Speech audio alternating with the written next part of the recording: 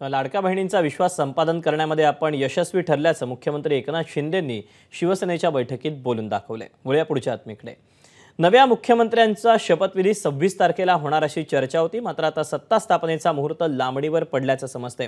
यामागे 2 ते 3 महत्त्वाची कारणे आहेत। सूत्रांच्या माहितीनुसार पूर्ण बहुमताचं सरकार असल्यानं कोणतीही घाई न करता व्यवस्थित निर्णय घेऊनच सरकार स्थापन करण्यात येणार आहे। मुख्यमंत्री पदाचा चेहरा निवडण्यासाठी भाजपच्या संसदीय बोर्डाची बैठक होणं गरजेचं आहे।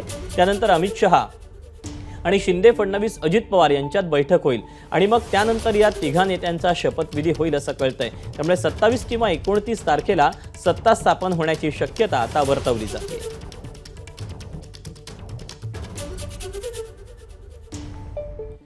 आपण काही कारणं जाणून घेऊयात शपथविधी लांबणीवर का गेला याची। भाजपच्या संसदीय बोर्डाची बैठक पार पडणार आहे। राज्यातील 3ही मुख्य नेते अमित शहा यांची देखील भेट घेणार आहेत। बैठकीनंतर मुख्यमंत्री पदाचा चेहरा हा फायनल होईल। मुख्यमंत्र्यांसोबतच दोन्ही उपमुख्यमंत्री देखील निवडले जातील। सुरुवातीला मुख्यमंत्री आणि 2 उपमुख्यमंत्री शपथ घेतील।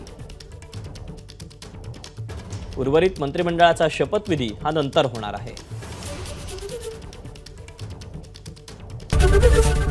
एबीपी माझा, उघडा डोळे बघा नीट।